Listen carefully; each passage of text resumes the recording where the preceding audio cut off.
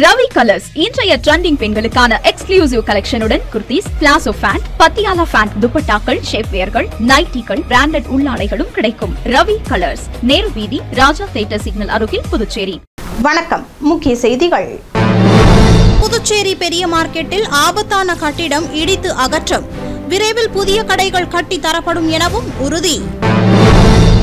MBBS மாணவர் சேர்க்கைக்கான 3ஆம் கட்ட கலந்தாய்வு, விண்ணப்பிப்பதற்கான காலக்கெடு நீட்டிக்கப்பட்டுள்ளதாக சென்டாக் தகவல். சட்டமன்ற உறுப்பினர் ராஜசேகரன் கல்வி அமைச்சர் நமச்சிவாயத்தை நேரில் சந்தித்து மனு.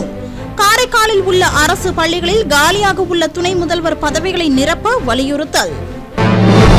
புதுச்சேரியில் விட்டு விட்டு பெய்யும் மிதமான மழை, வெப்பம் தணிந்து குளிர்ச்சியான சூழல் நிலவுவதால் மக்கள் மகிழ்ச்சி. நம்ம பாண்டிச்சேரிக்கு ரிலையன்ஸ் ஃபேஷன் வேர்ல்ட் வந்தாச்சு.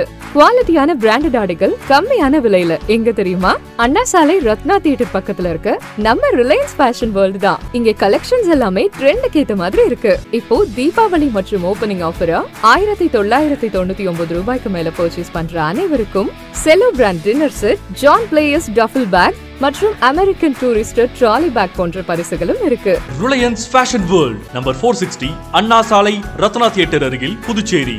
இனி விரிவான செய்திகள். புதுச்சேரி பெரிய மார்க்கெட் பகுதியில் சிதிலமடைந்து காணப்பட்ட குபேர் அங்காடியின் ஒரு பகுதி நகராட்சி ஊழியர்களால் இடித்து அகற்றப்பட்டது. புதுச்சேரி பெரிய மார்க்கெட்டின் ஒரு பகுதியில் குபேர் அங்காடி அமைந்துள்ளது. குபேர் அங்காடியினுள் உள்ள கட்டிடங்கள் பாழடைந்து சிதிலமடைந்து காணப்பட்டதால் பல மாதங்களுக்கு முன்பே அவற்றை இடித்து புதிய கட்டிடங்கள் கட்டுவதற்கான அடிக்கல் நாட்டு விழா நடத்த அரசு சார்பில் திட்டமிடப்பட்டது. ஆனால் அதற்கு மறுப்பு தெரிவித்த குபேர் அங்காடி வியாபாரிகள் கட்டிடத்தை முழுமையாக இடிக்காமல் உள்ளபடியே சீரமைத்து தர கோரிக்கை விடுத்தனர். இதனால் புதிய கட்டிடம் கட்டுவதற்கான திட்டம் கைவிடப்பட்டது. ஆனால் தற்போது ரங்கப்பிள்ளை வீதியின் பின்புறம் உள்ள குபேர் அங்காடியின் ஒரு பகுதியில் மாடு, ஆட்டிறைச்சி கடைகள் இயங்கி வந்த நிலையில் அந்த கட்டிடம் ஆங்காங்கே இடிந்து முற்றிலுமாக சிதிலமடைந்து ஆபத்தான நிலையில் காணப்பட்டது. இதனால் அந்த கட்டிடங்களை நகராட்சி ஊழியர்கள் முற்றிலுமாக இடித்து அகற்றினர். இதனைத் தொடர்ந்து அப்பகுதியில் ஏற்கனவே திட்டமிட்டது போல் புதிய கட்டிடம் கட்டப்படும் என்று கூறப்படுகிறது. MBBS மாணவர் சேர்க்கைக்கான 3ஆம் கட்ட கலந்தாய்வுக்கு விண்ணப்பிக்க காலக்கெடு நீட்டிக்கப்படுவதாக சென்டாக் நிர்வாகம் அறிவித்துள்ளது. நீட் சார்ந்த இளநிலை மருத்துவ படிப்புக்கான 2வது சுற்று மாணவர் சேர்க்கை முடிவடைந்துள்ளது. அதன் பின்னர் MBBS படிப்பில் அரசு ஒதுக்கீட்டில் 10 இடங்கள், கிறிஸ்தவ சிறுபான்மையினர் ஒதுக்கீட்டில் 56, தெலுங்கு சிறுபான்மையினர் ஒதுக்கீட்டில் 114, நிர்வாக ஒதுக்கீட்டில் 7, NRI ஒதுக்கீட்டில் 60 இடங்கள் என மொத்தம் 247 இடங்கள் காலியாக உள்ளன. பல் மருத்துவ படிப்பில் 96 இடங்களும், ஆயுர்வேத படிப்பில் 28 இடங்களும், கால்நடை மருத்துவத்தில் NRI ஒதுக்கீட்டில் 3 இடங்களும் உள்ளன. இந்நிலையில் 3ஆம் கட்ட கலந்தாய்வில் விண்ணப்பிக்க கடந்த 11ஆம் தேதி கடைசி நாள் என்று அறிவிக்கப்பட்டிருந்தது. இந்த நிலையில் அகில இந்திய மருத்துவ கவுன்சில் அறிவுறுத்தலின்படி விண்ணப்பிக்கும் காலக்கெடு அக்டோபர் 15ஆம் தேதி மாலை 5 மணி வரை நீட்டிக்கப்பட்டுள்ளது. மேலும் 3ஆம் கட்ட கலந்தாய்வில் பங்கேற்க விரும்பும் மாணவர்கள் பதிவு கட்டணமாக கல்வி கட்டணம் முழுவதையும் செலுத்த வேண்டும் என்றும் பின்னர் பாட விருப்பங்களை சமர்ப்பிக்க வேண்டும் என்றும் சென்டாக் ஒருங்கிணைப்பாளர் அமன் சர்மா தெரிவித்துள்ளார். காரைக்கால் மாவட்டத்தில் உள்ள அரசு பள்ளிகளில் காலியாக உள்ள துணை முதல்வர் பதவிகளை நிரப்ப வேண்டும் என சட்டமன்ற உறுப்பினர் ராஜசேகரன் கல்வி அமைச்சர் நமச்சிவாயத்தை நேரில் சந்தித்து மனு அளித்தார்.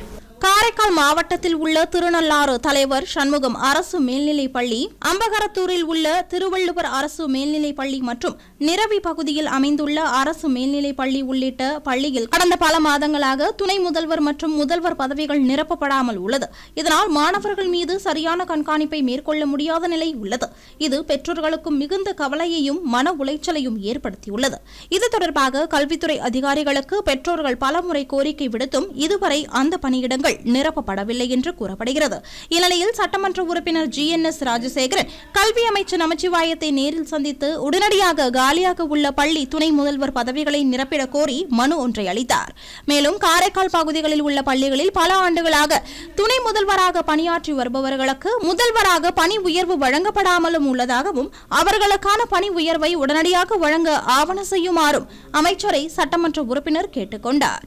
புதுச்சேரியில் பகல் வேளையில் வெயில் சுட்டெரித்த போதிலும் இரவு பெய்த மிதமான மழையால் குளிர்ச்சியான சூழல் நிலவுகிறது. புதுச்சேரியில் பகல் வேளையில் கடுமையான வெயில் சுட்டெரித்து வருகிறது. அதே சமயம் மாலை மற்றும் இரவு நேரங்களில் அவ்வப்போது மிதமான மழையும் பெய்கிறது.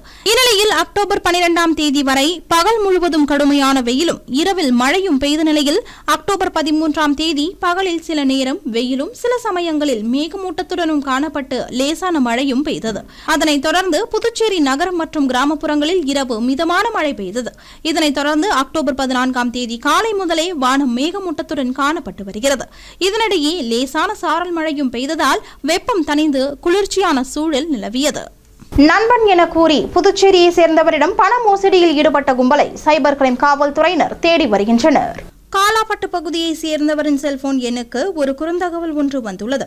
அதில் அவரின் நண்பர் ஒருவர் அவசர தேவைக்காக 40,000 ரூபாய் கேட்டுள்ளார். இதனை நம்பி அவரும் ஆன்லைன் மூலம் பணத்தை அனுப்பி வைத்துள்ளார். ஆனால் அவரின் நண்பரின் செல்போன் எண்ணை ஹேக் செய்த ஆன்லைன் மோசடி கும்பலை சேர்ந்தவர்கள் பணத்தை பறித்தது பின்னர் தெரிய வந்துள்ளது. இதேபோல் கதிர்காமத்தை சேர்ந்த தனியார் ஊழியர் ஒருவரிடம் அவரது நிறுவன அதிகாரி என கூறி 10,000 ரூபாய் பணம் பெற்று மோசடி நடைபெற்றுள்ளது. இந்த 2 புகார்கள் தொடர்பாக சைபர் கிரைம் காவல்துறையினர் விசாரணை நடத்தி வருகின்றனர். புதுச்சேரி திருப்புவனை துணை மின் நிலையம் இண்டஸ்ட்ரியல் 3 மின்பாதையில் பராமரிப்பு பணிகள் மேற்கொள்ள இருப்பதால் அக்டோபர் 15ஆம் தேதி அதனை சார்ந்த பகுதிகளில் மின்தடை ஏற்படும் என மின்துறை அறிவித்துள்ளது. புதுச்சேரி திருப்புவனை துணை மின் நிலையத்தில் இருந்து செல்லும் இண்டஸ்ட்ரியல் 3 மின்பாதையில் பராமரிப்பு பணிகள் மேற்கொள்ள இருப்பதால் அக்டோபர் 15ஆம் தேதி புதன்கிழமை காலை 10 மணியில் இருந்து மாலை 5 மணி வரை திருபுவனைபாளையம், மதகடிப்பட்டு பாளையம், மதகடிப்பட்டு, நல்லூர் மற்றும் நல்லூர் குச்சிப்பாளையம் உள்ளிட்ட பகுதிகளில் மின் விநியோகம் தடைப்படும் என்று மின்துறை அறிவித்துள்ளது. புதுச்சேரி எல்லைப்பிள்ளை சாவடியில் உள்ள குடிநீர் தொட்டிகளில் பராமரிப்பு பணி மேற்கொள்ள இருப்பதால் அக்டோபர் 15ஆம் தேதி அதனை சார்ந்த பகுதிகளில் குடிநீர் விநியோகம் தடைப்படும் என பொதுப்பணித்துறை அறிவித்துள்ளது. புதுச்சேரி எல்லைப்பிள்ளை சாவடியில் உள்ள ராகவேந்திரா நகர் கீழ்நிலை மற்றும் மேல்நிலை நீர்த்தேக்க தொட்டிகளை கழுவி சுத்தம் செய்யும் பணிகள் அக்டோபர் 15ஆம் தேதி நடைபெறுகிறது. அன்றைய தினம் மதியம் 12 மணி முதல் 2 மணி வரை ராகவேந்திரா நகர், மாரியம்மன் நகர், பூமியான்பேட்டை, கோடிசாமி நகர், நடேசன் நகர், பாவாணர் நகர் மற்றும் அதனை சுற்றியுள்ள பகுதிகளில் குடிநீர் விநியோகம் நிறுத்தப்படுவதாகவும் அதனை சுற்றியுள்ள பகுதிகளில் குடிநீர் விநியோகம் தடைபடும் என்று பொதுப்பணித்துறை அறிவித்துள்ளது. இனி வருவது புதுவையில் இன்றைய தங்கம் மற்றும் வெள்ளி விலை நிலவரம். இன்றைய தங்கம் வெள்ளி விலை விவரம். புதுவையில் இன்றைய தங்கம் வெள்ளி விலை விவரம் வழங்குபவர்கள் முத்து கோல்ட் ஹவுஸ், பாண்டிச்சேரி. தங்கம் 1 கிராம் 11,795 ரூபாய். இன்றைய தங்கம் வெள்ளி விலை விவரம். வெள்ளி 10 கிராம் 2,030 ரூபாய். இத்துடன் ஏஎம்என் செய்திகள் நிறைவடைந்தன. வணக்கம். புதுச்சேரி உங்கள் ஏஎம்என் டிவி செய்திகளை யூடியூபில் உடனுக்குடன் காண ஏஎம்என் டிவி பாண்டிச்சேரி